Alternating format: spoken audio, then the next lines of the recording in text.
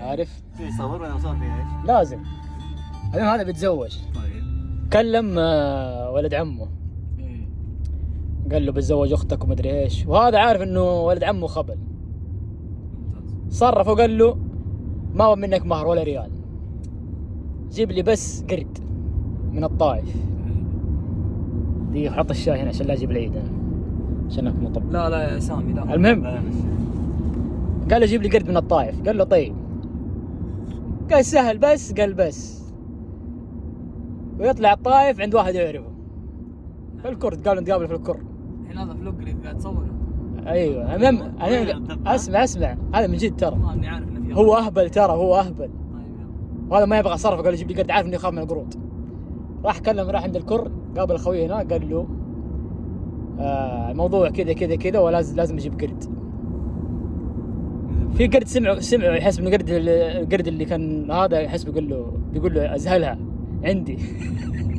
القرد بيقول له زهلها يعني ايش؟ اضبطك. والله ولا قرد يتكلم. راح جاب موز حطه في الشنطه، ملاه موز وبرتقال وهذا وكراتين. المهم والله تيجي قرود ويقفل على الشنطه. وين عن السالفه؟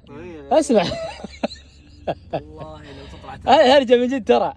والله لو تطلع تافه. يلا. اسمع. خلاص انتظرت وانا اسمع مره. اسمع انا يوم. انا والله ما عندي وقت اسمع. المهم ايه. ينزل لين مكة، وقفل الشنطه ها؟ الشنطه مقفله دحين. ممتاز، يلا. ويقابل اخو البنت، قال له حبيبي تعال. طبعا هو شرط عليه انه يجيب قرد يربطه في الشجره. طيب. قال له تعال حبيبي جبت لك قرد، تعال خذ من الشنطه.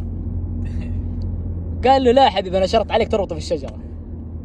قال له امره هين يا حبيبي. يفك الشنطه وهو طبعا قاعد يطالع فيه من بعيد، ويشوف ايش، ويشوف هذا الاهبل فك الشنطه وجاء بوكس، سمع كلام كذا، جاء بوكس واغمى عليه. طيب. جاء الاسعاف. جاء الاسعاف شاله قدام المستشفى. اقسم بالله. اسمع والله عذبت. اسمع. قصه ترى طولت 5 دقائق دي. اسمع عليكم. ما بكبلها حاطه في صدري.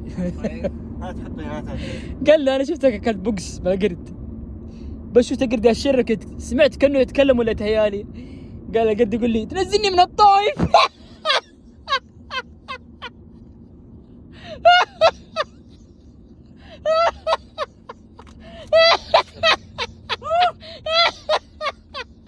تنزلني من الطائف.